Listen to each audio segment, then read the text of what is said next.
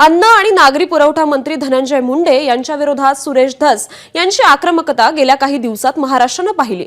आकाचा आका म्हणत सुरेश धस यांनी धनंजय मुंडेंना जेरीस आणण्याचा प्रयत्न केल्याचंही महाराष्ट्रानं पाहिलं। पण याच आक्रमक सुरेश धस यांनी थेट धनंजय मुंडे यांचीच भेट घेऊन एकच खळबळ उडून दिली आहे। एबीपी माझानं दिलेल्या या बातमीवर खुद्द सुरेश धस यांनीच शिक्कामोर्तब केलंय। धनंजय मुंडे यांच्या निवासस्थानी त्यांची भेट घेतल्याचं सुरेश धस यांनी मान्य केलं। मुंडेंचं डोळ्यांचं ऑपरेशन झाल्यानंतर धस त्यांना भेटायला गेले। तब्येतीची विचारपूस करण्यात काहीच गैर नसल्याचं धस यांचं म्हणणं आहे।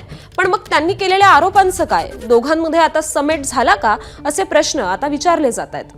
काहीही चर्चा झाली नाही, फक्त तब्येतीची विचारपूस केली, माझा मी निघून आलो। पण अण्णा 4.5 तास फक्त तब्येत। अहो 4.5 तास कोण म्हणलं? बावनकुळे साहेब म्हणले तर बावनकुळे साहेबांना विचार, मला विचारू नका।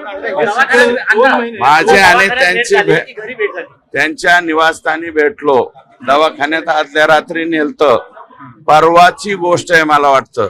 मी भेटलो आणि भेटल्याच्या नंतर पुन्हा एकदा बाहेर आल्यावर मी काय केलंय हे तुम्हीच पाहून घ्या। पुढच्या 1-2 दिवसात आणखी नवीन काही मी सांगणार आहे, त्यावेळेस तुम्हाला कळेल। दरम्यान या संदर्भात अधिकची चर्चा करण्यासाठी आपले प्रतिनिधी कृष्णा केंडे आपल्या सोबत आहेत।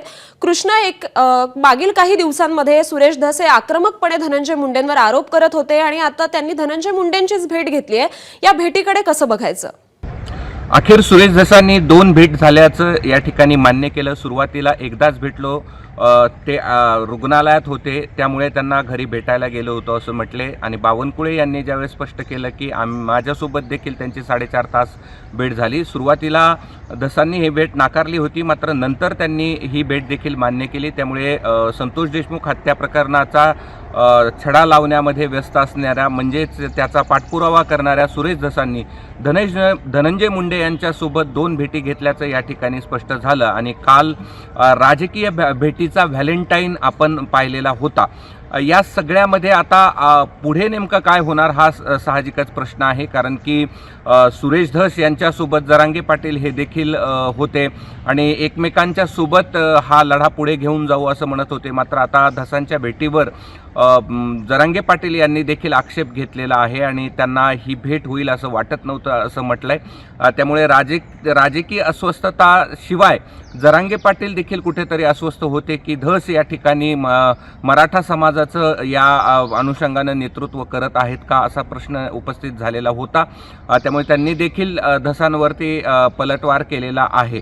त्यामुळे आज या सगळ्या प्रकरणामध्ये नेमकं काय होणार हे पाहणं देखील महत्त्वाचं असणार आहे। खरं तर अजूनही धनंजय मुंडे यांनी खुलासा केला नाही की आम्ही 2 वेळा भेटलो। त्याहीपेक्षा सगळ्यात महत्त्वाचं म्हणजे सुरेश धसाने जरी थोडंसं सांगितलं असलं तरी नेमकं चर्चा काय झाली हे अजून स्पष्ट झालेलं नाही आणि चर्चेत नेमकं काय ठरलं हे अजून स्पष्ट झालेलं नाही। त्याचं कारण असं होतं की या सगळ्या प्रकरणामध्ये धनंजय मुंडेंचा ज्या तीव्रतेनं राजीनामा मागितला जात होता, अप्रत्यक्षरित्या धस राजीनामा मागत होते, मात्र गेल्या काही दिवसात मी राजीनामा मागितला नाही, त्यांच्याच आमदारांनी मागितला असं त्यांनी स्पष्ट केलेलं होतं। त्यामुळे कुठेतरी राजकीय सेटलमेंट दोघांमध्ये करण्यात बावनकुळेला आणि खास करून मुंडेंना यश मिळालं आहे का हे देखील पाहणं महत्त्वाचं आहे। मात्र हे आजही प्रकरण निश्चितपणे आपल्याला तापलेलं पाहायला मिळणार आहे आणि यातून आज नेमके कुठले खुलासे येतात हे देखील पाहणं तितकंच महत्त्वाचं असणार आहे। धन्यवाद कृष्णा, आपण दिलेल्या सविस्तर माहितीसाठी। एबीपी माझा, उघडा डोळे बघा नीट।